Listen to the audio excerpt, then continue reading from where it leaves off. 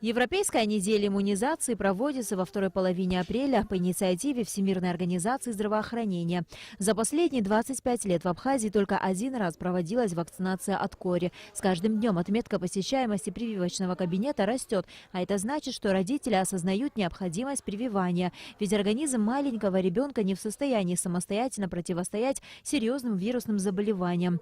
В день съемок в детской поликлинике столицы к 12 часам прививки были сделаны уже 64 деткам. У нас в ГДС идет, гексаксим называется, там входит 6 в одну, коклюш, дифтерия, столбняк, гепатит и хип. ДС это уже по возрасту, ДС 6 лет, дифтерия, столбняк без хиба, без гепатита, там отдельно. И полиомиелит, если по программе у них есть, по календарю, мы еще дополнительно сверху капаем.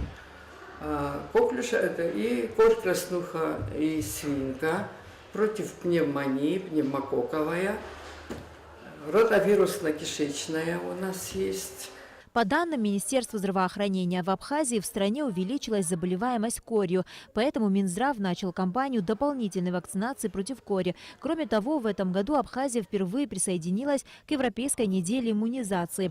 Вакцины, которым прививали раньше, рассчитаны на 15 лет. Сейчас же используется другая вакцина, бельгийская, которая действует в течение 25 лет. Новая вакцина не дает побочных эффектов, не аллергенная и защищает от 3 заболеваний – кори, краснухи и паротита. В мире возросло число заболевших корью и взрослых, и детей, потому как это заболевание серьезное и влечет за собой много серьезных последствий. Министерство здравоохранения Абхазии определило там категории граждан, которые подлежат иммунизации против кори.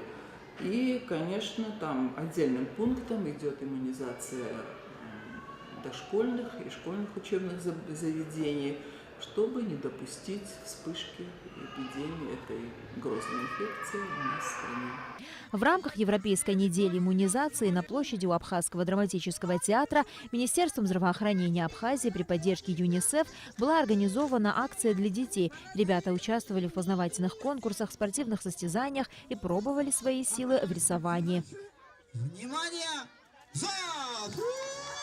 Каждый человек несет социальную ответственность за то, что не прививается сам и не прививает своих детей. Поэтому необходимо помнить о том, что иммунопрофилактика – один из самых эффективных способов защитить себя и окружающих от вирусных заболеваний. На Алакове, Леона Адлиба, Беслан Джинджоли, Абхазское телевидение.